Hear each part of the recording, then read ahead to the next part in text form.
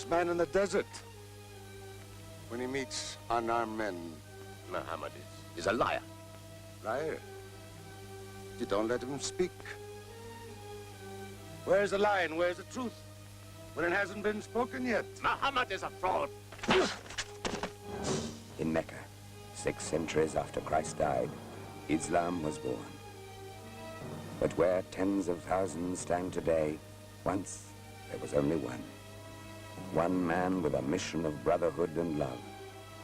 And the one became a few who dared to oppose the cruel tyranny of a pagan society. Have mercy! A few courageous rebels who spilled their blood in the sand in a heroic struggle against oppression. And the few became a mighty force that shook the world.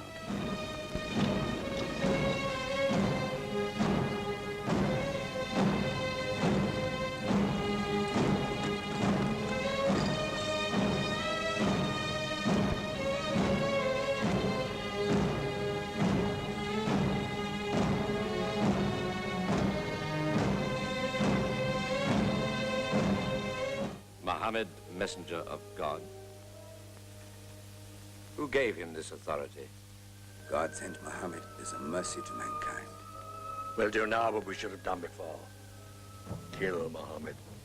Ali, his cousin, lay there to die for him? Who are we fighting?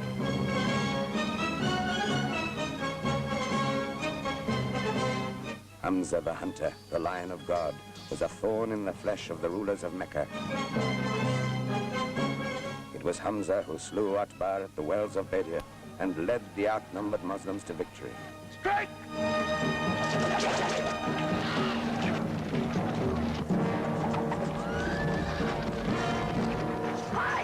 Atbar's daughter Hind swore a terrible vengeance. With my nails, Hamza, I'll give you measure for measure. I will make Hamza my running lion, my prey. And when you're dead, Hamza, I will cut your heart out.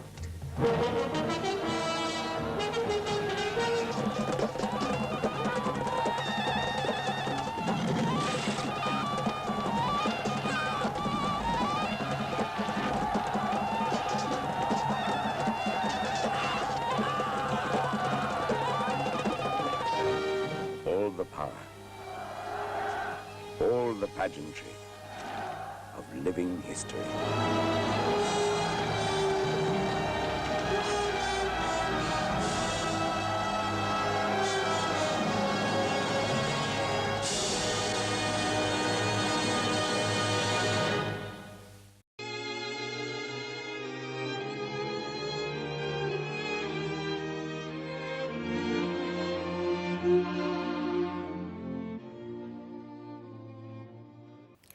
Assalamu alaikum, good evening and welcome to another program of the Classics Show. I am your host Shabnum Riaz.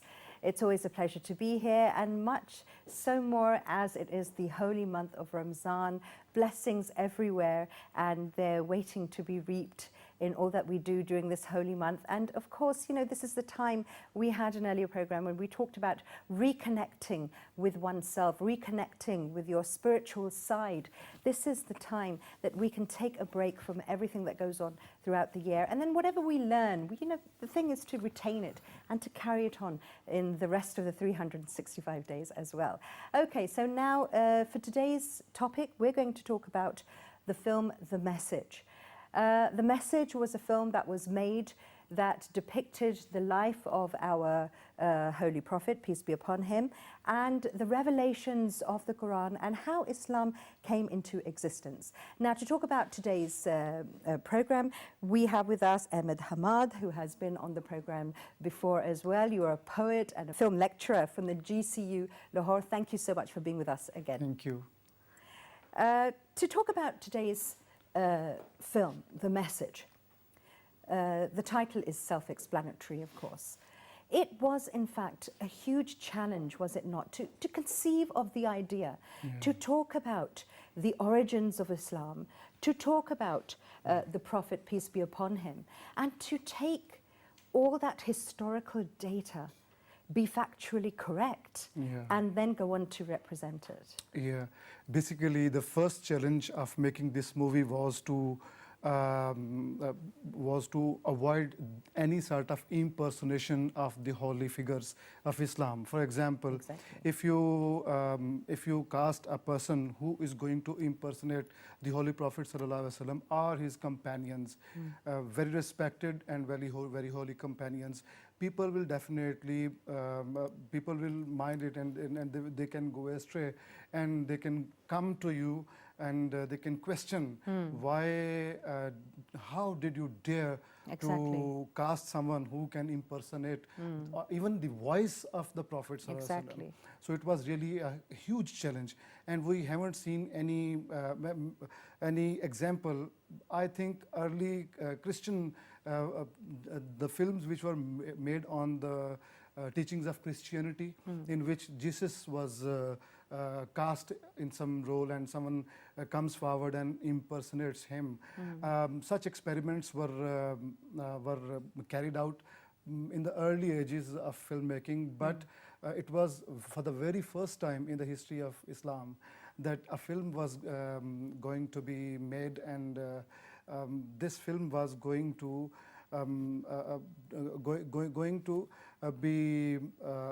going to convey the basic teachings of Islam through the pillars, through the significant people, through the central figures of Islam. For example, Hazrat Abu Bakr Siddiq Raziyallahu Ta'ala anhu, and the companion of our Holy Prophet Sallallahu Alaihi Wasallam, Hazrat Umar and Sayyidina Ali and Usman, and these are very very sacred figures for Muslims. Yes.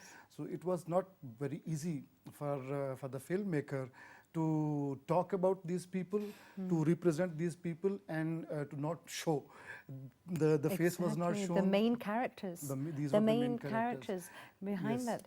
So it was, to start off with, it was a very daunting project. Yeah. It was something that was very awe-inspiring, but at the same time, he must have had a lot of stress and tension to be correct in every way.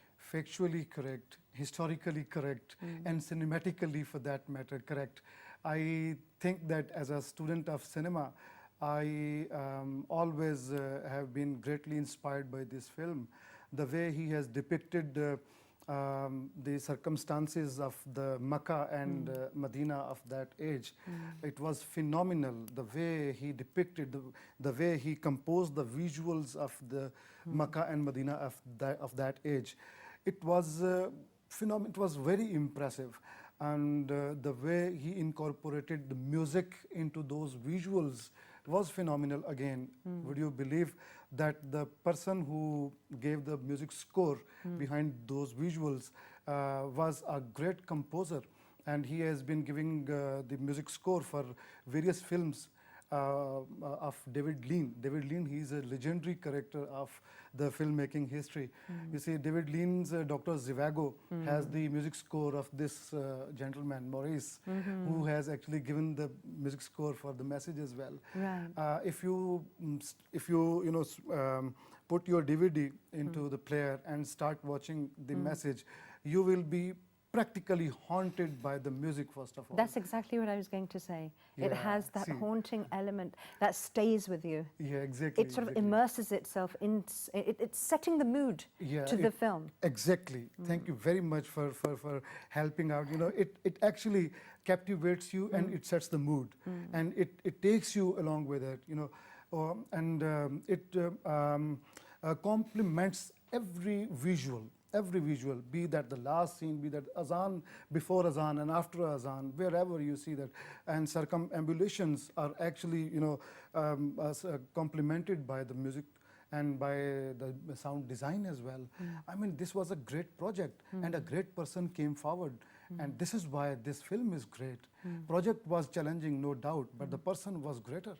And he dealt with it with wisdom and with vision and with expertise. How long did it take to make? How many years did it? How much time did it take? That's an interesting question. About 6 months.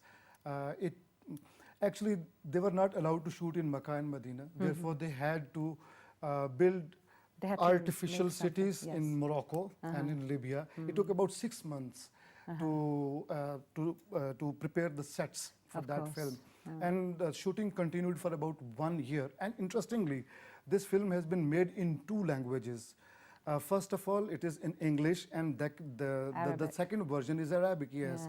Yeah. And Mustafa Akkad, who is the director, did not agree to dub it. He said that it was not possible for me because I am an Arab. He's a Syrian. I'm an Arab. I know that while talking, when an Arab talks, his nuances and body language is entirely different from those of the people who live in the West. Yeah. Therefore, he did not want to dub it. What he actually started shooting it twice. Simultaneously, once in English and then in Arabic, Then in Arabic. this scene would be redone. Scene was redone, and all the cast was different. The cast for the English version was entirely different from the one that was working for the Arabic version. So it was great. I mean, I'm greatly influenced by it. So this was basically a labor of love, wasn't it, from the director? Because he was also, he said that he wanted to bring forward, as a Muslim living in the West, he wanted to bring something that would tell everybody, you know, this is where we've come from. These are our roots. And this is everything about who we are and where our existence lies. True. Someone inquired about this film as to why were you going to make it. He said it is totally personal. He said, I am a Muslim and I get surprised when I see that there are about 700 million people who follow this religion. Still, very little is known about this religion to the West. And I just want to tell the West that the origin of terrorism is not, Islam is not the origin of terrorism.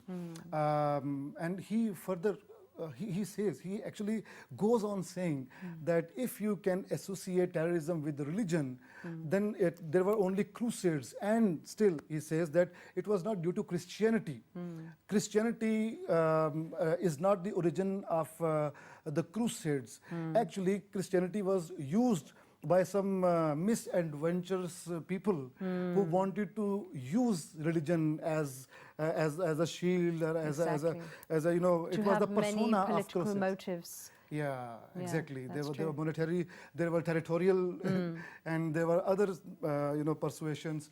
So he said that Islam was not the origin of terrorists, and this is what I wanted to tell people, that Islam is the religion of peace. And this is the message actually, and through this film, I wanted to convey this very message, that Islam is the religion of peace.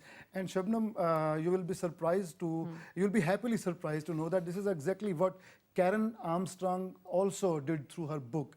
He said that she wrote a book with the title Prophet of Our Time, Muhammad, the Prophet of Our Time. And she wanted to tell the Western world that Muhammad Sallallahu Alaihi Wasallam was the messenger of peace. And she goes on saying that it was other forces who wanted to force the early Muslims to come forward and to fight against them. Muhammad Sallallahu Alaihi Wasallam used to delay the war as longer as possible. And also, you know, we saw in the battle scenes, the Battle of Badr and the other battle as well, Uhud as well, that the rules of battle, prisoners of war, this was also explained as well. Exactly. Even when the conquest of Mecca is the, I must say, that is a great event in the history of mankind, that without any bloodshed. And there were clear commandments from the Prophet ﷺ that don't cut a tree, don't touch a woman or a baby, and the one who comes and surrenders, don't harm him or her. You see, it was a phenomenal event. We hardly see that you come and you conquer a city and you do not harm your enemies. It is phenomenal. I mean, historians get surprised over this event, and even after knowing and after reading the event of the conquest of Makkah, if someone still emphasizes, if someone still insists that Islam is the origin of war, I think that he is mentally sick. In fact, Hammad, isn't it true that,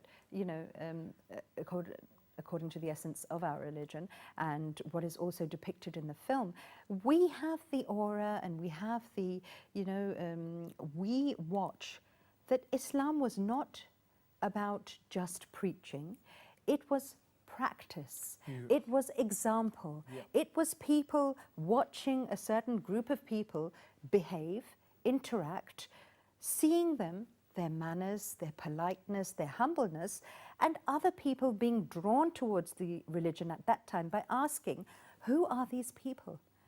The way they behave, the way they sit, the way they speak. This was the main attraction towards Islam, that it was spread through practice, and it was spread through people watching Muslims behave and interact and conducting their worldly affairs and saying, we're just so highly impressed with them, who are they? Yeah, exactly. According to Karen Armstrong, the inception of Islam was the result of financial difference between the classes. The ones who were wealthier never supported or never show, they were not ready to show any sort of sympathy to the poor, and it actually disturbed Muhammad Sallallahu Alaihi Wasallam, and he came forward and introduced a spiritual creed, and that creed was purely based, although it was purely based upon some spiritual motives, but there were some financial motives as well, and not financial to earn. It was not the motive of the Prophet to earn something from that creed. He actually wanted a classless society where Equality. Equality, yes. Practically a classless society. There shouldn't be a class who can corrupt the other class, who can suppress the other class. It was clearly the statement of the Prophet ﷺ that don't suppress and never get suppressed as well. Yes. Don't suppress anywhere. Fight against oppression. Yes, exactly. So, justice and equality was the core, it was the essence of the message of Rasulullah ﷺ, and this is what he actually depicted through the film as well. When they cast Anthony Quinn as Hazrat Hamza in the film, I think that is because when I saw the film for the first time, I remember that I was hugely impacted by it. And it really did touch me on so many levels. Already being a Muslim myself, I could identify with many things, but I used to always think that when a person who is not a Muslim and who's not familiar with the religion, when they see the film, you get this certain sense of calm and understanding as to, our Prophet, peace be upon him, and what he represented at a time when the Arabs were severely in need of direction. Yeah. And, the casting of Anthony Quinn, tell us about that, because I think he was amazing. Yeah. Shabnum, we have 3 phases when we make a film. It's the pre-production first of all, and there comes the production and then post-production. When I teach film at university level, I always say that about 90% film is made when pre-production is done. In pre-production, we cast people, we decide about the costumes, we decide about the positions of light and position of the camera and the compositions and everything. Practically everything is written on paper. So about 90% of the film is made when it is still in pre-production phase. Right. I think that if you are impressed by Anthony Quinn's role and the way he played that role, I must say that credit goes to Mustafa Akkad, who directed the film. Actually, it is the duty of the director who casts the people if he thinks that this role can be best played by this person and only this person from the entire society and from entire the pool which is available to the director, pool of talent which is available to the director. The credit must go to the director who actually picks up a person, the most suitable person who is going to play the role. Anthony Quinn played some negative roles in the films as well, but in this film, he was very kind. He actually looks very kind when he submits himself to the Prophet ﷺ. Even he was an uncle of the Prophet ﷺ, still he loves a lot. He respects the nephew, and the way he respects the nephew, especially when the mosque was being built. Look at the expression of the character. The character. Anthony Quinn plays that character. It was, if you are touched by the character, it is purely due to Mustafa Akkad's casting. We say that don't miscast anyone. You know, in Pakistani films and in Indian films sometimes, we are habitually miscasting people. For example, in old 70s films or 60s films, person who is in 40s used to come in the room, in the house, by shouting "Mom" and a BA pass kar liya, and people didn't used to believe that in this age you are getting graduated. So it was purely the best example of miscasting. But Mustafa Akkad did not miscast. You are talking of Anthony Quinn. I highlight some other characters as well. Look at Hind. I mean, she has been marvelous. Absolutely. Look at Bilal. Oh, yes, I think that, I assume that Bilal was like that. Sayyidina Bilal radhiyallahu ta'ala anhu. He is so powerful in his facial expressions, and when he is calling to pray, the azan, yes, the first azan. The first azan. I mean, that was amazing. The way he is calling by standing on the roof of Kaaba, and the way people are responding to that call. And people are stunned. And the beauty of that scene, sorry for interrupting, the beauty of that scene is the way they lead up to the first azan. Exactly. When they say that we want everyone to come together now, it's time for prayer, what should we do? And then they think of different things, that what could be done to summon people for prayer. And then they say, what's better than the human voice? Human voice, exactly. And when human voice comes for the first time, and that strikes from the first time with the hearing of the passerbys, they stop for a while and they start looking at the character who is calling for the prayer. And Bilal, the character of Bilal, also looks at them because they are stunned and they are failed to comprehend what's going on. He says, "Hayya ala salah, hayya ala salah." Yeah, and with the motion of the hands, he actually directs them to come to the mosque. This is how nowadays we call azan by hayya ala salah, hayya ala falah. But he's actually directing them with the hand, with the motion of the hand. So please come to the mosque and say your prayer.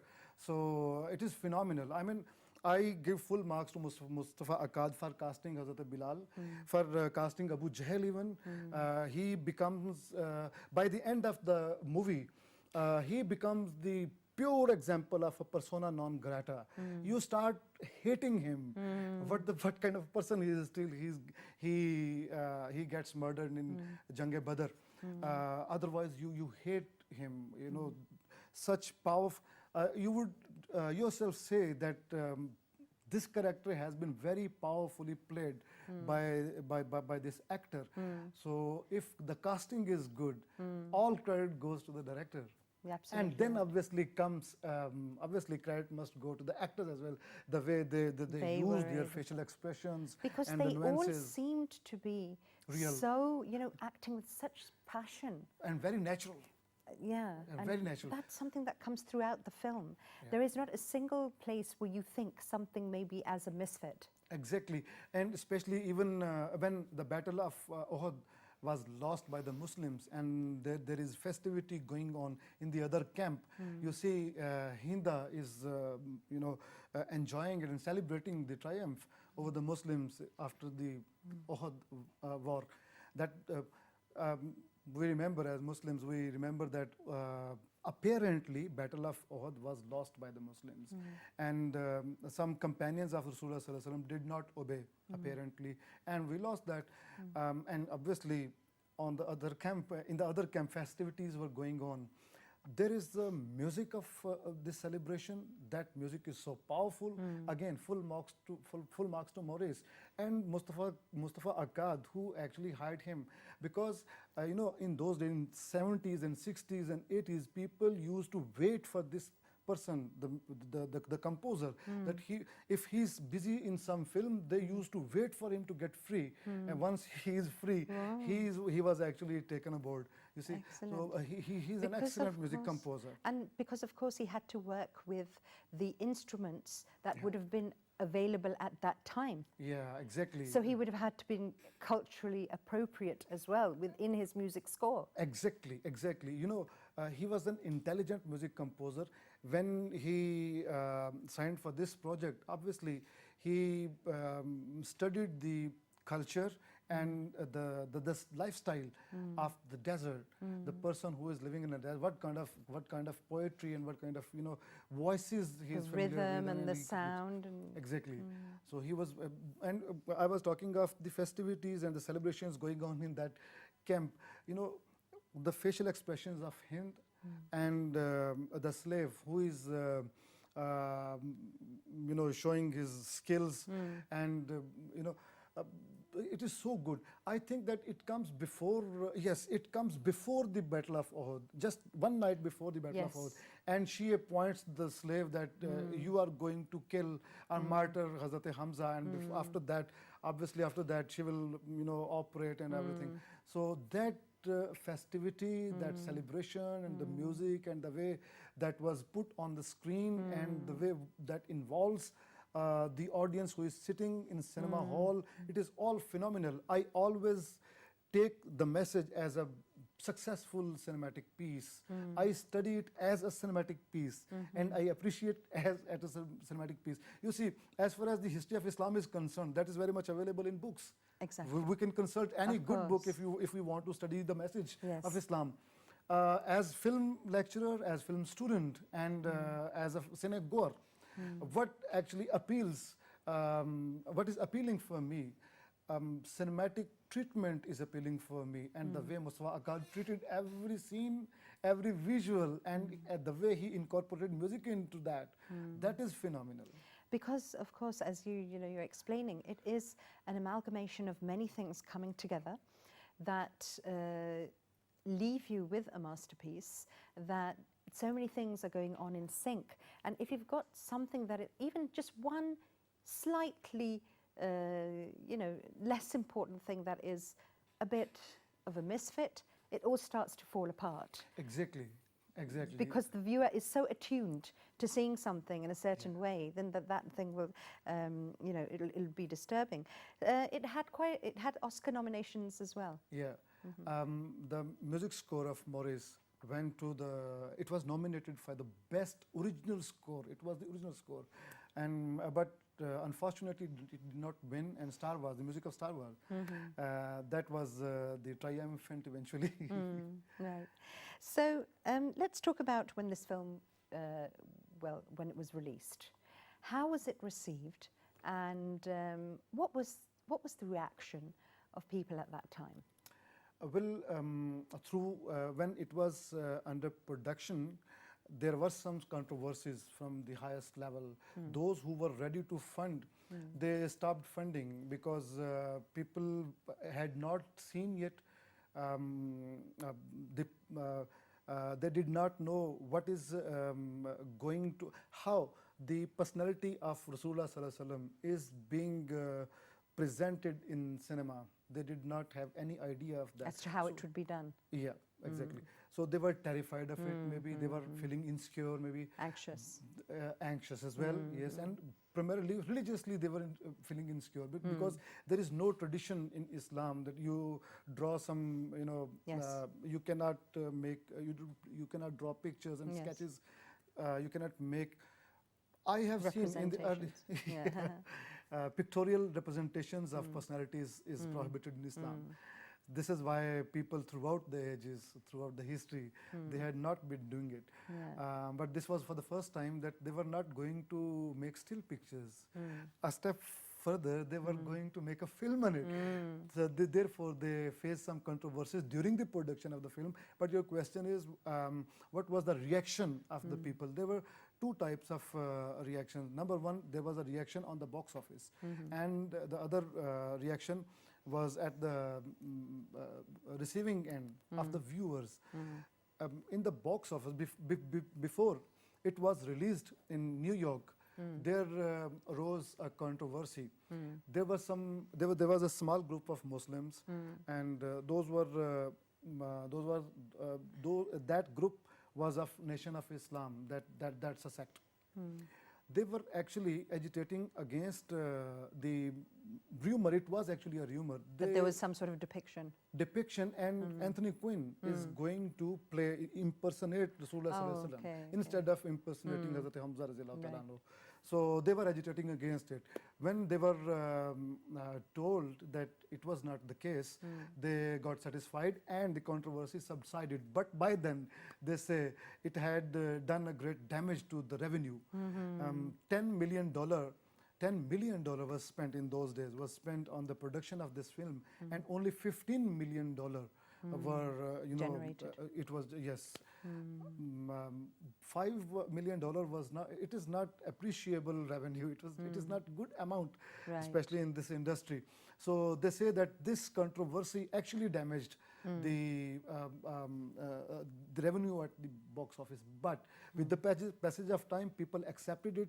And you see, now we are discussing this film. This is the success of the film that we attribute it as the best film and the masterpiece and the something which must be analyzed over national channel as well. It has been every now and then it has been being aired by the private media, Pakistani media. So it is aired on Pakistani channels as well, yes, in Ramzan. In Ramzan, and it has been translated in various languages. Yes. It was produced in 2 languages, but it has been dubbed and translated. It has been dubbed, yes. In subtitles, there are subtitles available in Tamil. Yes. It has been dubbed. Yes, whereas the director didn't want that, but in a way, it's good, because then you're catering to all those audiences. Yes. There is an irony associated with the topic and with the director and with the director's death, and that is very interesting. What is that? He stood against the perception. He stood against the perception that terror, Islam originates terror. He stood against that perception, right? And he made a film, and he depicted that Islam was the religion of peace. But unfortunately, when he died in a bomb blast. You see irony of fate. Yes, definitely, yes. Oh, right. Okay, so now we're talking about the director. So here he has his pre-production done. As you said, the casting's finished and he's going to shoot. What's on his mind right now? What strategy does he have? What was his strategy? In terms of depiction, yes, of the personalities, and the film in general. How did he? How was he sort of? How would he have gone about it from a technical point of view? It is really very difficult. It always becomes difficult to represent some word into a picture. And they say you combine 1,000 words and you make one picture. Yes. It was really difficult. How to represent on bigger screen? I mean, these events have happened in the past. For example, Hijrah has taken place, and the Battle of Uhud, the Battle of Badr, the conquest of Makkah, these all things are the part of the history. But now this is the question, the question of showing on the screen. It was actually, staring into the eyes of the director, and he faced the gaze of the history very brilliantly and very wisely and boldly. How he consulted various clerics and the scholars of Islam, and he got NOC from them that these, for example, Rasulullah Sallallahu Alaihi Wasallam himself and his relatives and the caliphs, those all personalities will not be shown physically on screen. And okay, this was the NOC, but without showing them on screen, how would they continue with the story pictorially? It was a huge challenge. And how did he deal with all? And your question, responding to your question, he dealt with it symbolically. For example, when he comes to Medina, Rasulullah Sallallahu Alaihi Wasallam comes to Medina, the camel, only the neck of the camel and the mouth of the camel is shown. And it is shown that somebody is riding and he is passing the commandments. Voice is not impersonated. It was more of a sort of what is being received by the other actor. Exactly. Or the other person who was responding to something that was telling us that what was being said. Exactly. Only and if it was inevitable to show the face of some sacred personality, there was the light only. And light was actually depicting this sacredness, and the light was actually the alternative of the face of that personality, sacred personality. And similarly, as we were talking off air, that the sword of Mola Ali, it was shown. Yes. The double-edged sword. Yes. Zulfikar was shown, and it was to establish that Mola Ali is in the war, and he himself is there. Yeah. And this is how he established everything, that Rasulullah Sallallahu Alaihi Wasallam by showing the camel, and Mola Ali by showing the sword. This is how he dealt. In fact, that was very intelligently done, was it not? Exactly. It was in fact very intelligent, and I would say that it sort of increased the fascination of the viewer for the personality that was being depicted. Exactly. Concealment is itself an art, and it actually fans the fire.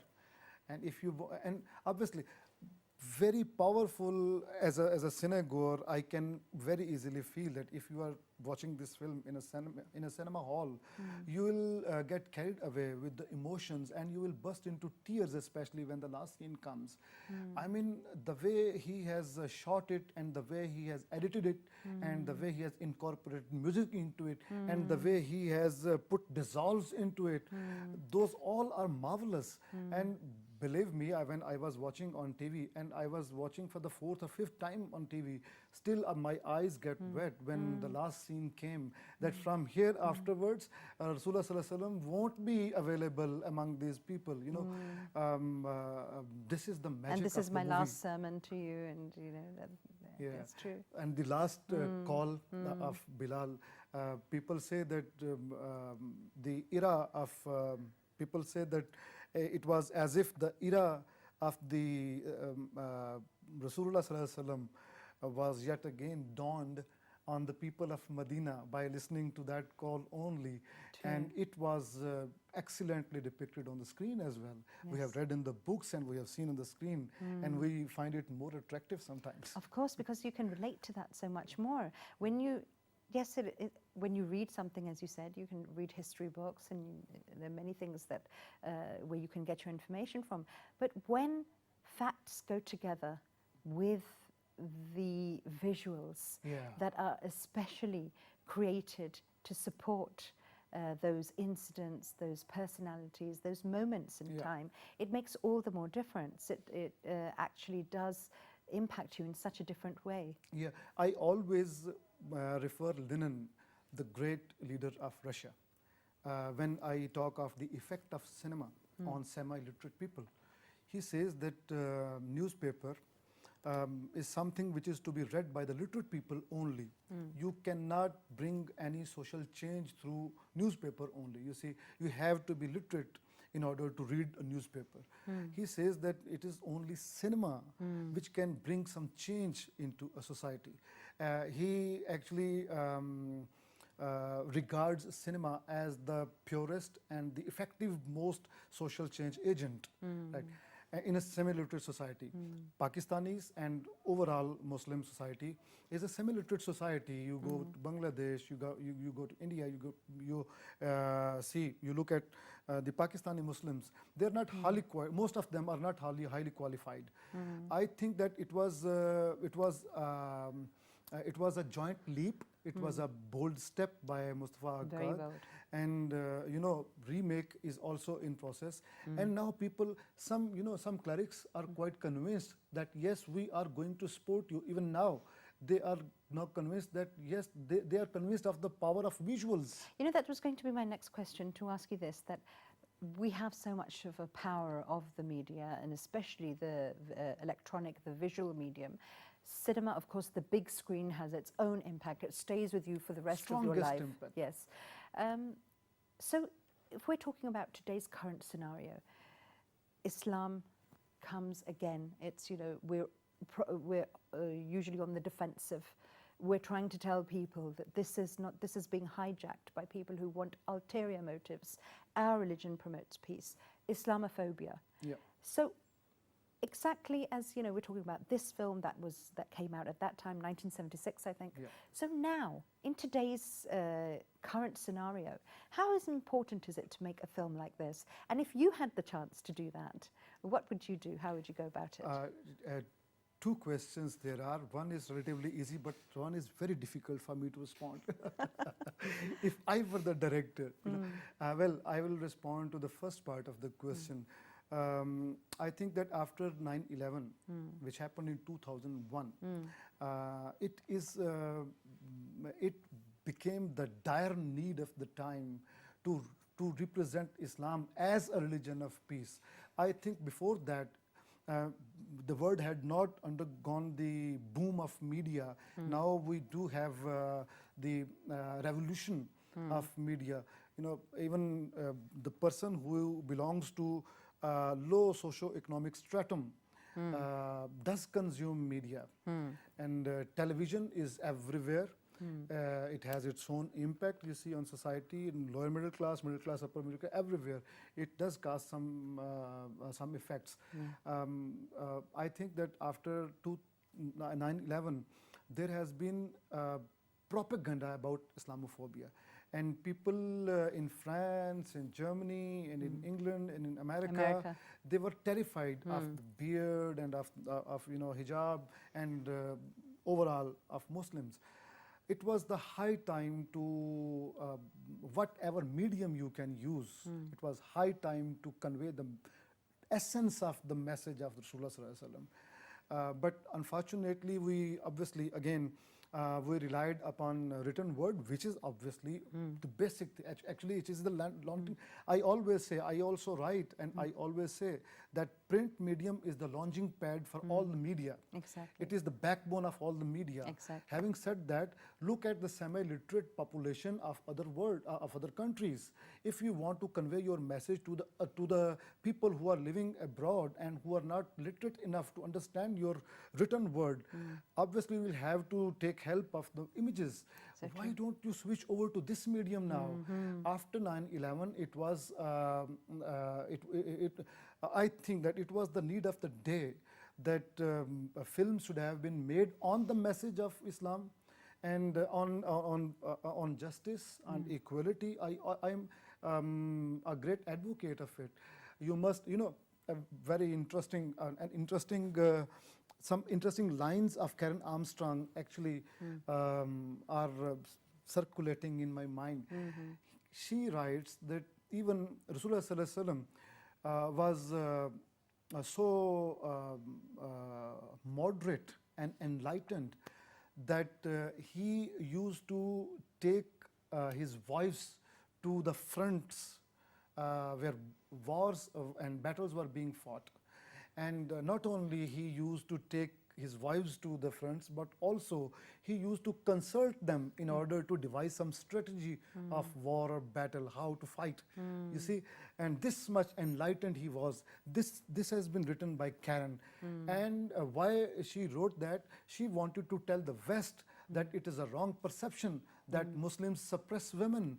It is not the teaching of Islam. That's not a religious aspect. What people are getting is a cultural thing. Yeah, You see that exactly. it's very hard for people to differentiate between the cultural and the religious impact of something. Exactly, And that's exactly. the problem that I think we face the most. Exactly. And, you know, when Western people, whenever they come forward with the very neutral mind, it is my claim and I proclaim always, whenever you study Islam with the neutral mind, you get greatly inspired by the personality of Rasulullah Sallallahu Alaihi Wasallam. Absolutely. He was so powerful and he was the icon of justice and icon of enlightenment and icon of humanity and women rights as Empowerment. well. Yes. And you know, even his companions used to show resentment upon this much advocacy of women's Fairness. rights. True. Especially in a culture Yeah. that was so used to Yeah, in a Bedouin culture, in Arab culture. abusing women in so many ways. They had no, their daughters had no Yeah. rights. The concept of burying them alive at that time. Yeah, exactly, exactly. And I remember in the film there was a scene where it was being narrated that somebody said that he had a daughter and he was talking about burying his daughter alive. I mean, something that is you cannot identify with, that this was so ingrained in that culture at that time. The message is actually many, many layers of a message. There's so much depth. When we talk about the depiction of the Holy Prophet, peace be upon him, the most, one of the things that I really thought was to be completely endearing is that in the beginning, when the Prophet comes back after the first revelation, and he tells his wife and he tells his companions, because he had earned the personality, he had earned the credibility that he has never told a lie in his life. That's He is the yeah. ultimate embodiment of truthfulness. That is why nobody doubted him. Exactly. So isn't that an amazing message right at the beginning of the film? Exactly, exactly. From the scene the film opens up, that is so mysterious and engaging. Three unidentifiable horse riders appear on the screen. They come closer and then they go away. And In opposite directions, and they'll Yes, all like opposite. fork out. Exactly. Yes. And there are three horses, two of one color and one is of different color. So these all have meanings, you see. And they go to Persia, and some of them go to Rome, and they convey the message of the Prophet ﷺ. This is how the film opens up. But as far as the message of Rasulullah ﷺ, the dawat, the invitation to embrace Islam, that is concerned, that starts from, yes, you are right, that starts from the personal truthfulness, personal transparency of the Prophet ﷺ. He stood and inquired about his personality, and he wanted some, he wanted some advocacy maybe from the people who were standing in front of him. And everybody said, yes, we believe, and we are the witnesses that you never told a lie in the entire life. See, for 40 years, a person lives in them, yes. you know, and earns credibility. And it was only due to credibility that people said, you So many might be followers. right, you might be Yes. right, but we are not going to accept your message at this particular point of time, because it might damage the belief of our forefathers. It was the hurdle only. They did Yes. not say that you are lying. No. They did not belie Rasulullah Sallallahu Alaihi Wasallam, but instead they said, you might be right, you never told a lie, but it is our compulsion that we cannot say yes to your message, because we do have our own beliefs and the beliefs of forefather, and we cannot say goodbye to that right at this point of time. Absolutely true. We've just got a little time left before the end of the program. Tell us about your favorite scenes in the film, and also tell us about the overall message that the film is giving itself. Well, before that, I remember that you asked if I were the director, if I am supposed to remake it, how Yes, would I how would remake you? it? I think that the conventions of Mustafa Akkad will be followed by me as well. I won't show any face, obviously. I'll use light. And I wish I could hire again Mr. Morris for music score.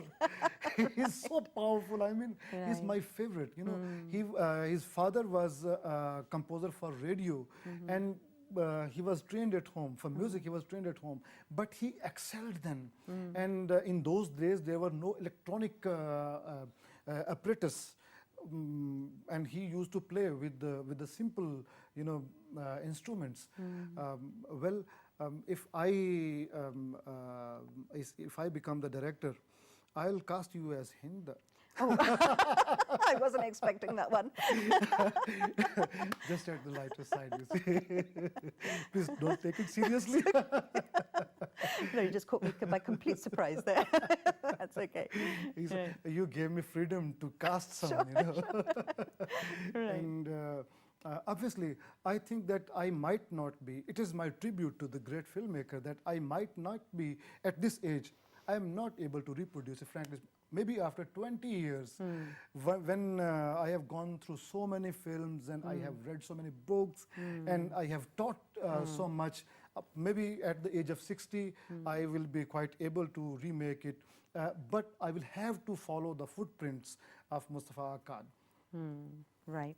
Ahmad, thank you so much for being with us here today and for, you know, a wonderfully engaging episode concerning such an important film, an important message. It was a pleasure and I thoroughly enjoyed it. Thank you so much. Okay, so here we are at the end of today's program. It was really a really enriching discussion, talking about this month as well, you know, reaping all the blessings that you can, because you find that Ramzan starts and then you're into the middle of Ramzan, then you're approaching the end and everyone is going crazy with their shopping activities. So that all happens throughout the year, but take that time to reach that fulfillment, to, you know, reap all those blessings that you can in this holy month. And do watch the film. If you haven't watched it already, we guarantee that you'll be able to take away something from it. So until next week, stay happy, stay blessed.